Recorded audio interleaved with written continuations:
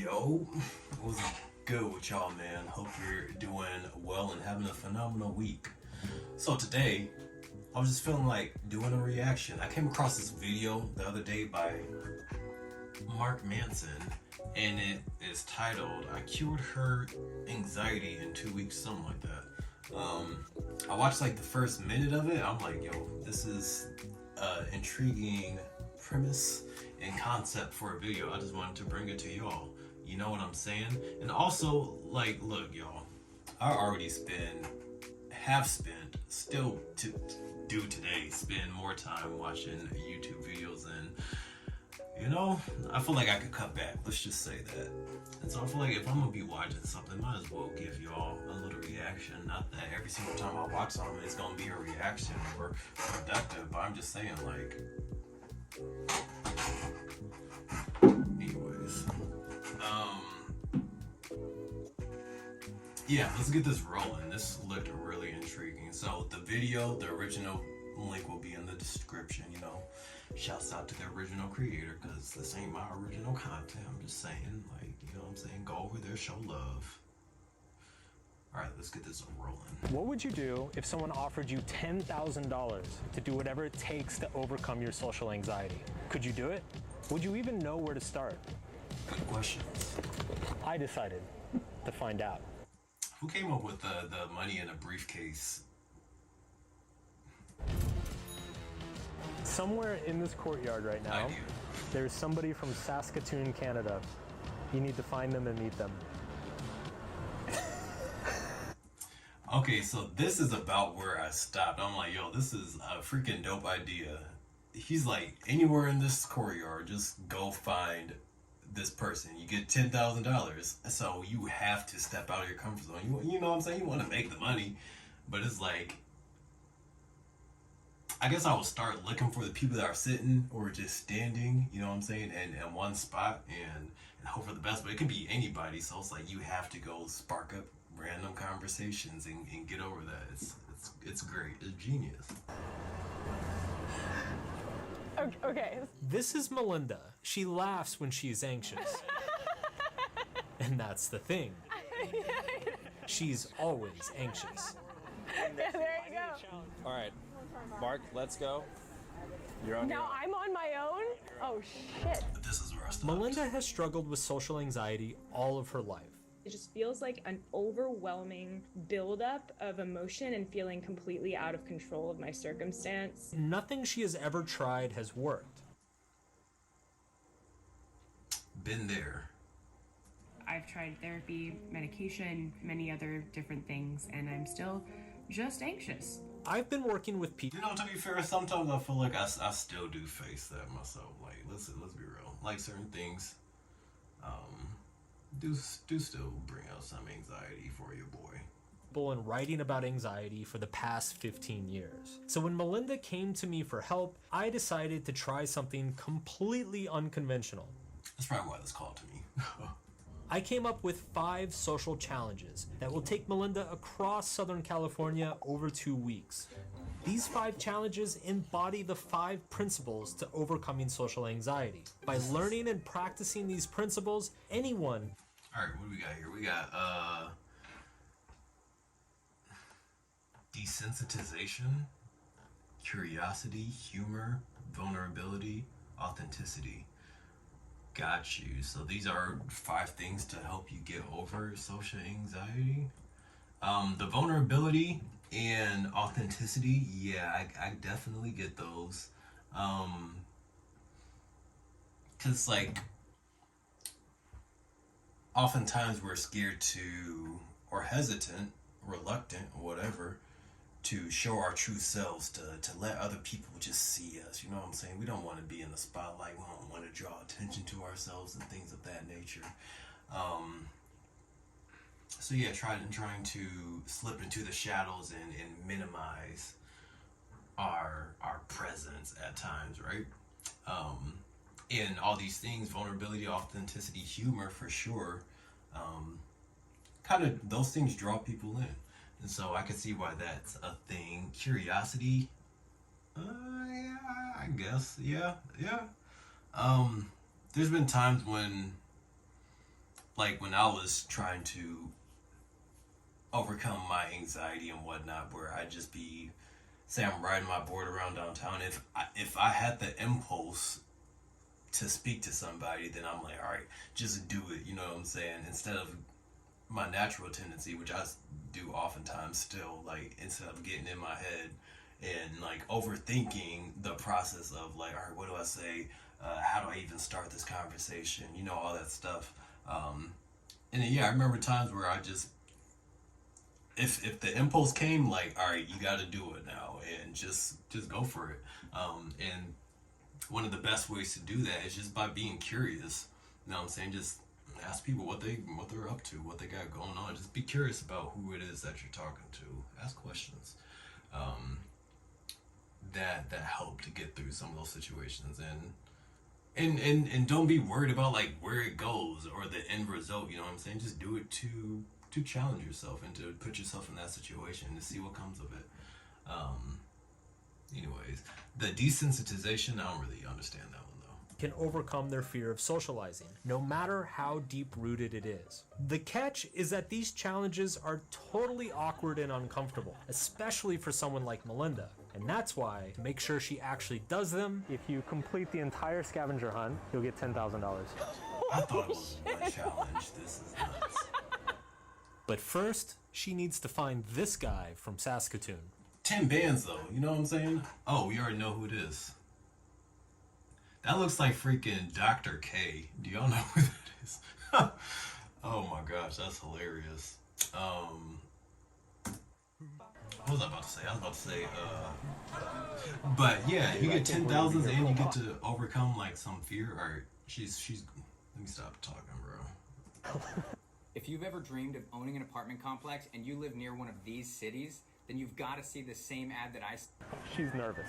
She's very nervous. The point of the first challenge is simple: desensitization. Get outside, talk to some strangers, realize the awkwardness is not going to kill you. That's what he meant. That's, I guess, what She's I was got to kinda- stop thinking about it and just pull the trigger.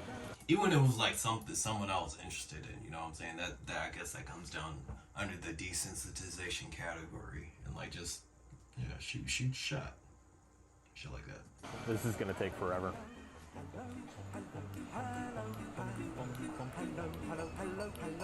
Oh shit, I think she's going. I don't know if it ever just gets easy. I think that's a false belief that we maybe some people's personalities just makes it easy all the time. But even though like I've challenged myself several times, you know, to get over some of that anxiety and talking to people, I don't think it ever just became second nature. Or maybe I didn't do it enough for it to become second nature, right? But yeah, just understanding that I can get through this situation, you know what I'm saying? It helps a lot. No, chickened out. Oh, she's doing it. She looks so Are you from Saskatoon, Canada? I'm not. Okay, sorry. You look like someone I knew like years ago from there. So yeah. Never mind. Thank you. Never mind.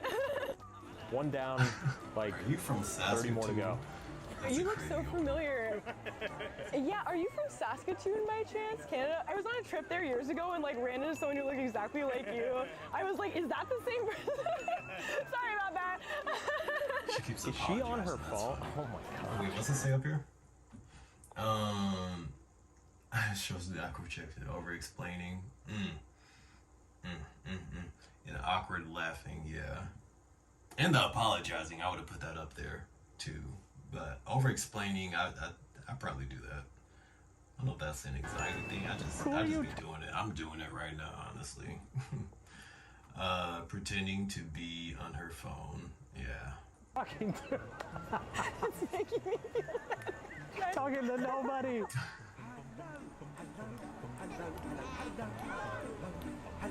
Are you from Saskatoon, Canada?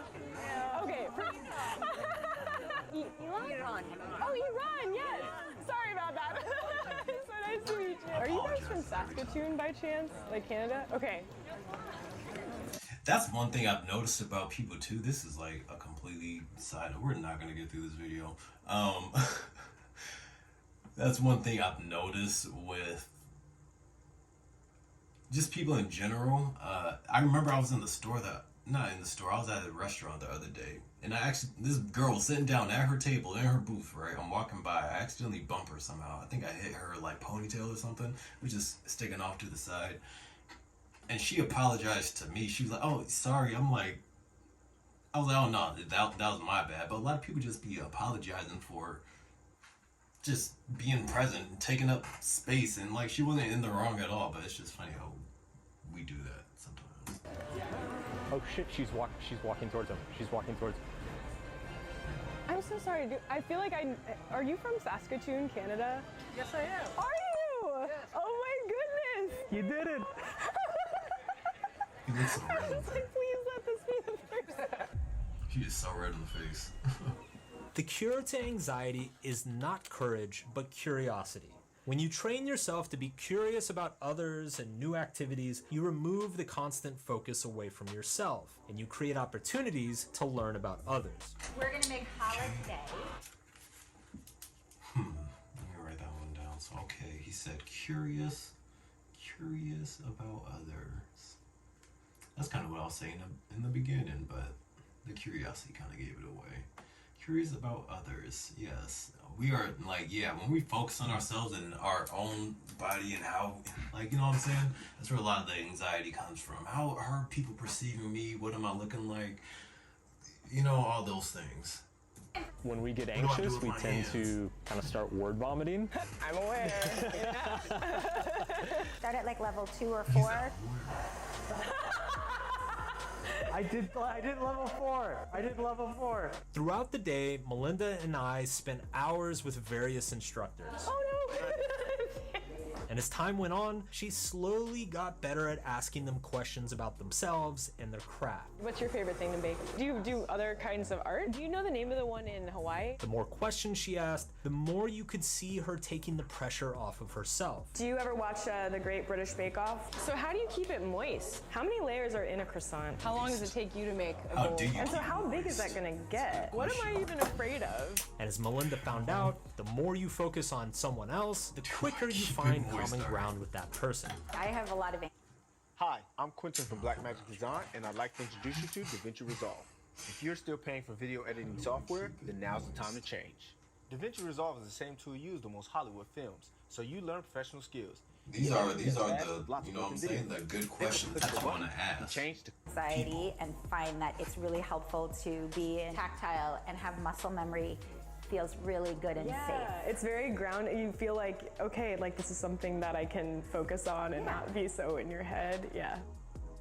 How did that feel? Because you prompted me to ask questions, I was just listening more and I was like, okay, what else can I say about this or ask about this? Yeah. But then I found after a while that I wasn't thinking so much about like what to ask. If the first challenge got Melinda to talk to strangers, the second showed her that those strangers weren't so different from her. They too were anxious and self-conscious. And in many cases, they That's very fell in true. love with their craft because it saved them from their demons. Literally, before I did my yoga teacher training, my biggest fear was public speaking. Oh yeah? And it helped me so much. This realization would That's so inspiring, you know what I'm saying? People like bettering themselves and overcoming their own fears and, you know, limiting beliefs and things of that nature. eventually be profound for Melinda. Just With having 2 a challenges shift. down, she was on her way to that $10,000 reward. But first, she would have to confront some public embarrassment and revisit a childhood experience that's haunted her entire life.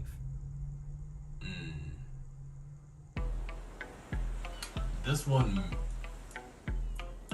may, I don't know, for 10,000 though. What's that say? I'm gonna read that. I'm sure. That my Pause best it. friend. She a real bad got her own money. She don't need no on the dance floor. She had 2-3 drinks, now she twerking. She throw it out and come back in. I don't know, man. Like, I'm trying to think if this is something I would struggle with. I remember I was working at Subway before, and they tried to get me to dress up in this costume and a sub costume and stand outside the store and like do some goofy I was not having it. I'm like, yo, I didn't sign up for this. I'm a freaking sandwich artist. So I think it was more so, yeah, I didn't want to look goofy in that shit too, but why were they asking me? They didn't ask nobody else to wear that shit. Nobody else wore that. Like, no, that's for the birds. Absolutely not. But is this something like, I don't know if this would make me anxious, this one here. Most people who struggle with social anxiety have some deeply painful event in their past. As a result, they spend their lives associating strangers with fear, pain, and ridicule. I had an event where a girl threw up on me on a school bus, and that triggered this huge, years and years long, like I was diagnosed with obsessive compulsive disorder. That morphed into like eating disorders and all kinds of other stuff that is like manifested in different ways throughout my life. It might sound simple, but a huge part of overcoming social anxiety is rewiring that association, showing her that strangers don't have to be scary, they can be fun. We want to make signs offering free hugs to people. Okay. You know, I can write, but the art is another whole other thing. How anxious are you feeling? I've been like weirdly bodily anxious today. I felt a lot of just sort of like body anxieties, like fast heartbeat and just like feeling nervous. I mean, I feel that a little bit too. Yeah. Because this is not a normal thing to do. This was the first moment that I noticed a shift in Melinda. Before, she approached every social activity with dread. But as we made the sign for free hugs, I noticed that despite being nervous, she saw the challenge as an adventure and not something to simply suffer through. That's the I'm just starting to see things as, instead of opportunities for something to go wrong, it's an opportunity to have a fun and meaningful and rewarding experience. That right there, man, that is so freaking key. And I forget that sometimes, you know what I'm saying? Oftentimes, just looking at how things can go wrong, you know what I'm saying? And what's the word? Kind of catastrophizing versus the opportunities that could come from a given situation, you know, always looking for the worst thing, as opposed to just being more pessimistic and nihilistic than seeing the opportunities that can come from whatever it is that you're anxious about. You know what I'm saying? What doors and ventures may ensue as a result to.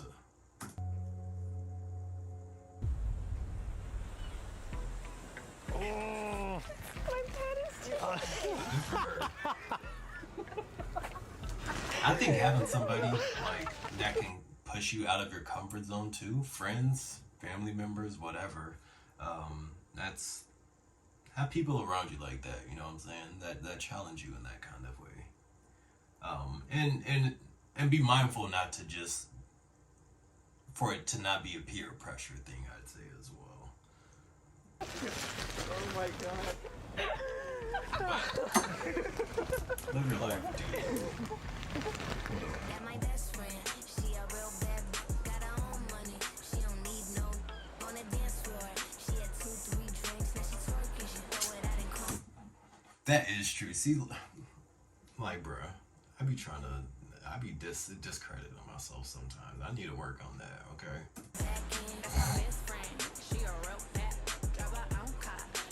Hey, look, she got a hug.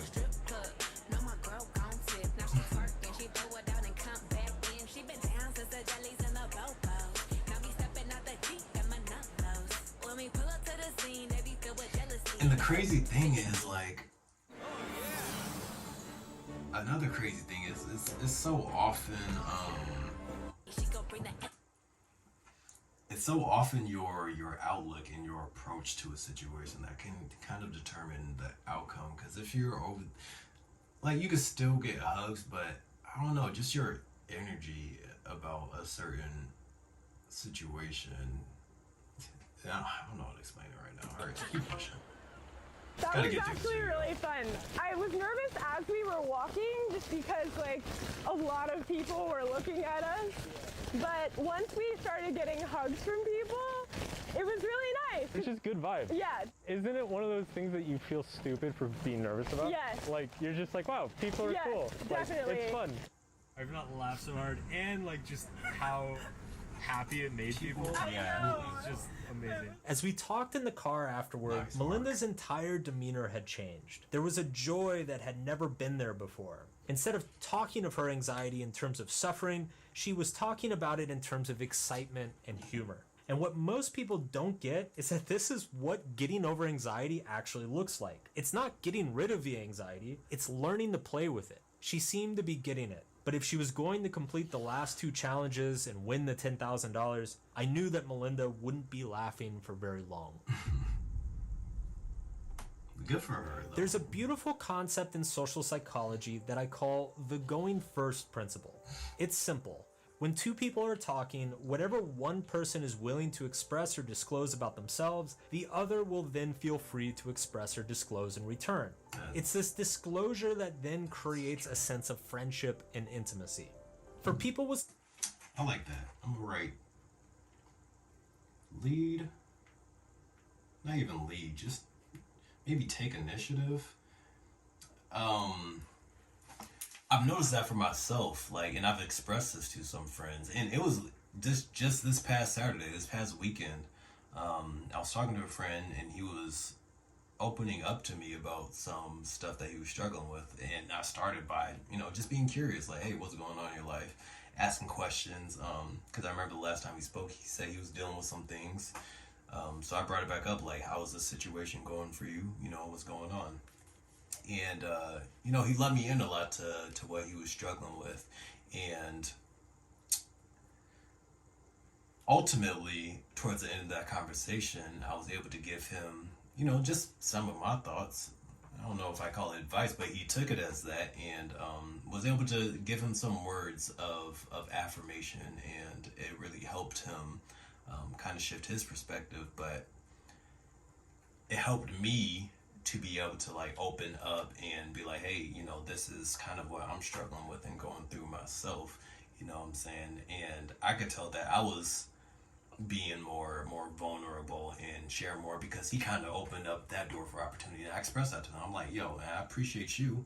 Like, you're saying thanks for these words that I gave you or whatever, but like, I appreciate you for opening up and letting me kind of feel comfortable to express some of that vulnerability and whatnot with you. So yeah, I think so often we're waiting for somebody else to take the initiative to make that first step or whatever, and I see that so many times.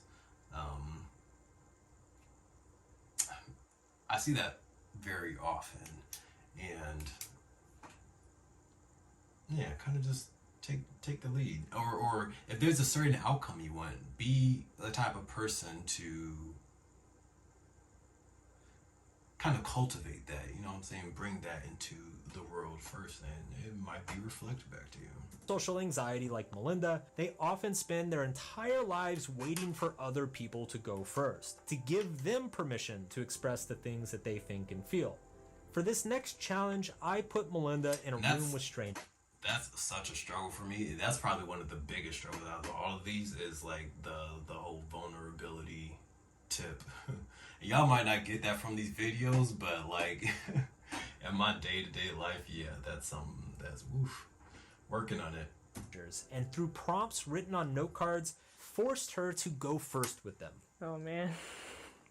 If you could magically fix one relationship in your life, who would it be and why? Oh my gosh. At first, Melinda struggled with this exercise and spent most of her time agreeing with whatever was said to her. But then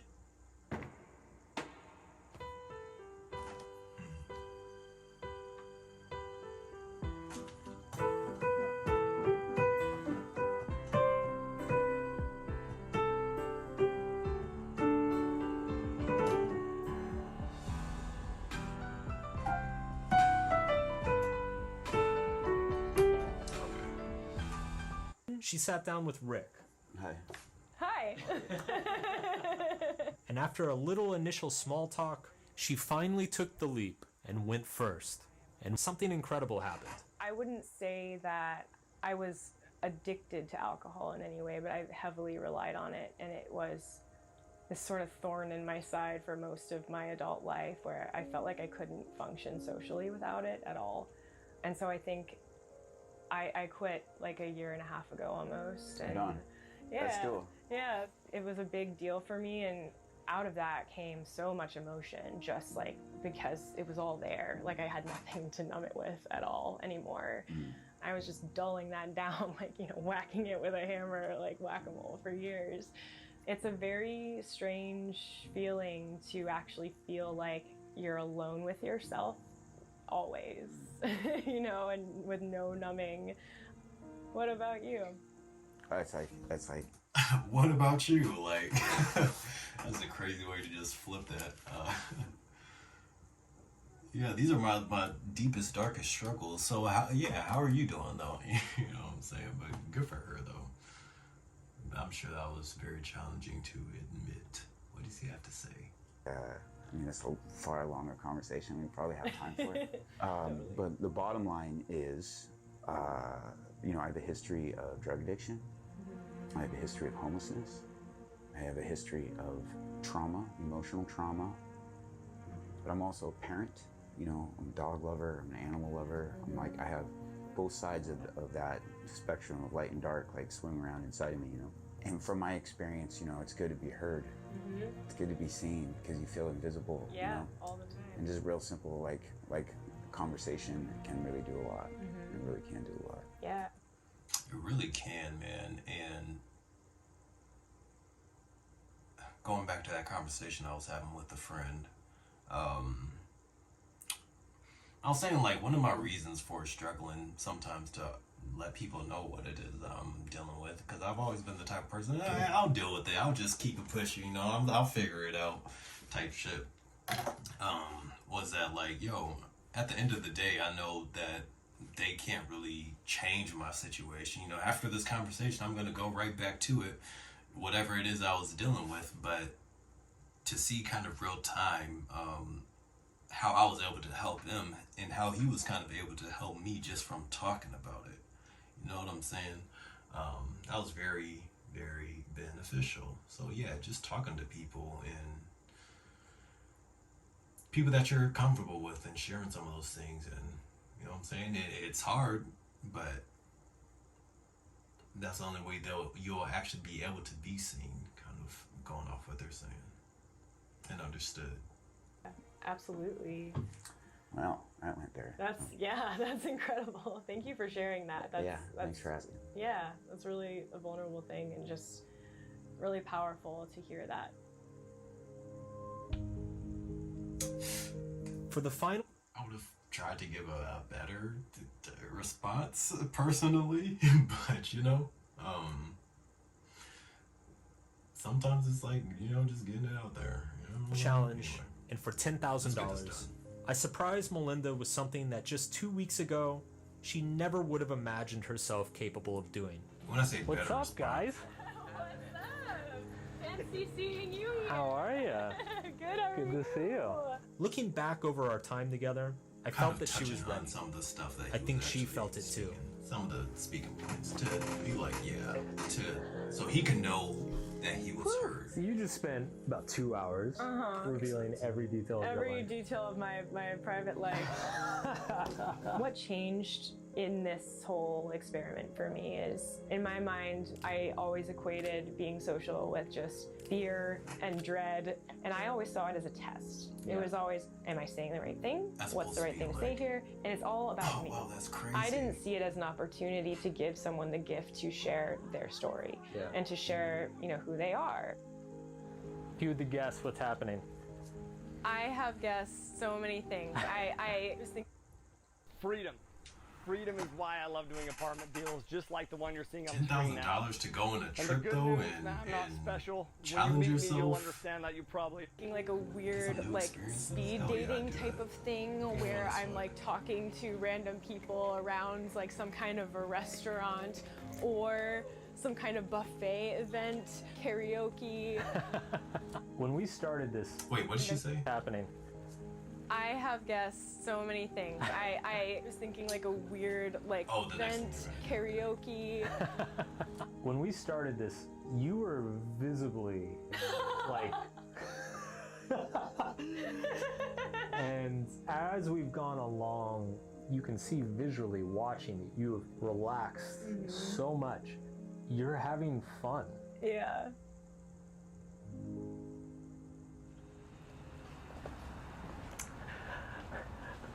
Come on. We made it!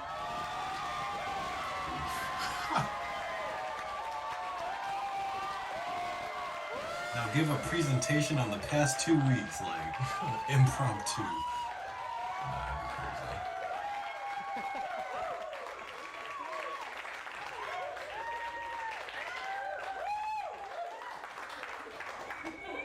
Welcome to your final challenge. Okay. Your challenge. We have a room full of people. Yes, I know. I know a lot of them. Yes. Your final challenge, I want you to give us all a brief history of your anxiety, past, present, and future. Oh, dang, that's even worse. Wow. Okay. So, whenever you're ready, lean up to the mic. She said, oh, okay.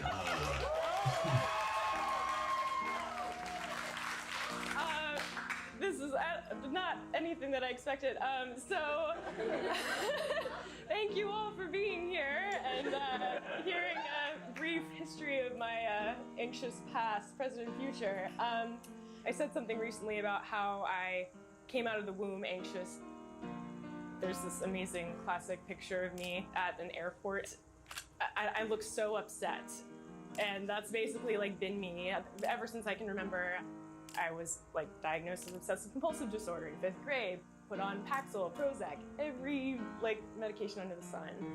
And then that morphed into an eating disorder in 6th through college.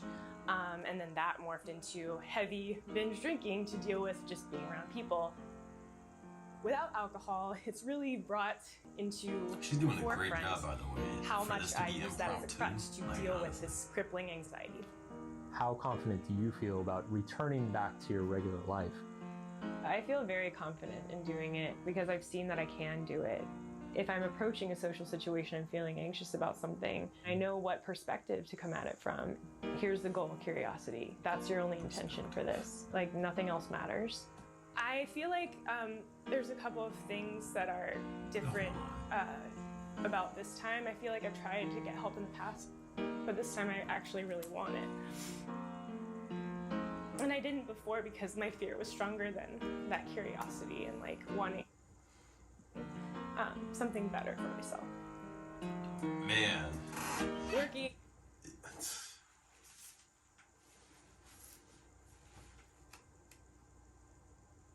Yeah, I don't think we really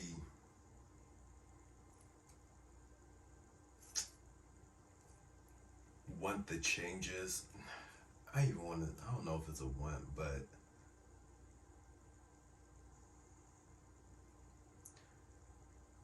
I'll just say this.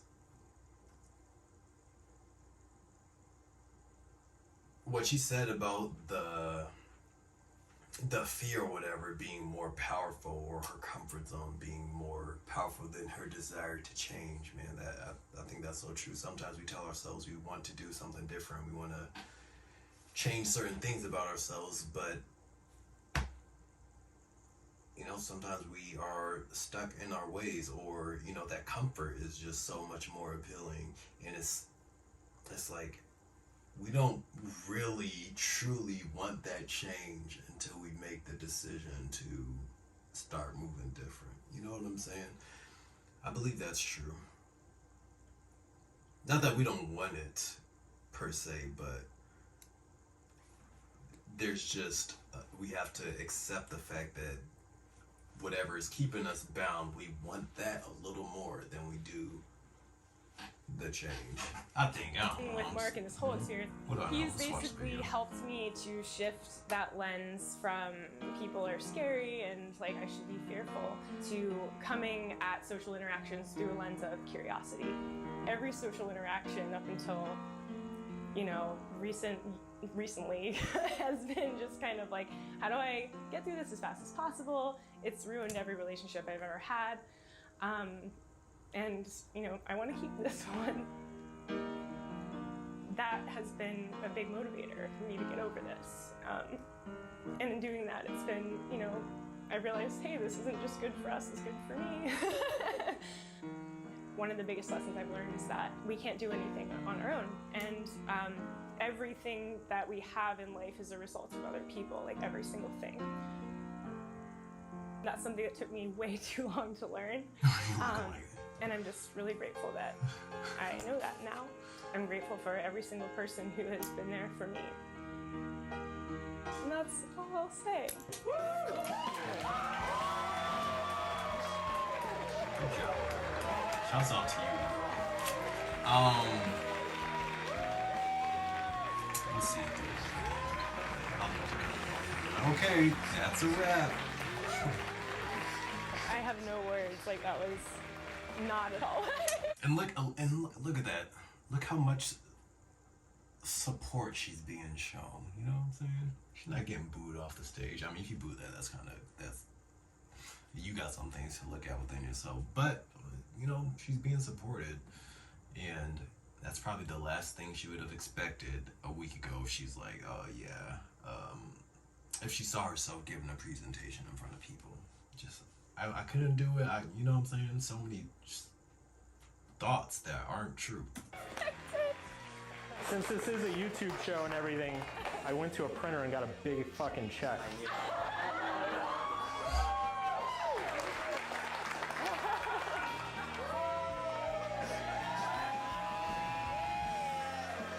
Seeing people who I care about who came out to this, knowing that there are other people who feel like this, and maybe they see that there's a way out of it, and if you just like keep working at it, that it can change, and your perspective can change.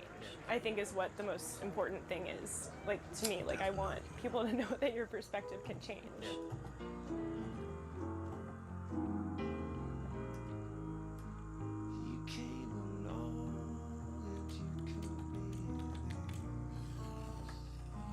Wow, Mark Manson, that was a great freaking video. So, typically in reactions, I'm like, I hate when people just like get done with the video and just close it immediately, don't have nothing to say. But I feel like I was talking a fair bit throughout the video, and it's gotten on long enough. So, thanks for joining. Challenge yourself, do something to challenge yourself to overcome a little bit of anxiety this week. What am I gonna do? What am I gonna do? I'm gonna try to talk to somebody that I'm curious about today at work or some shit. I don't know, man. Y'all take it easy, and I'm gonna see you in the next one. Deuces.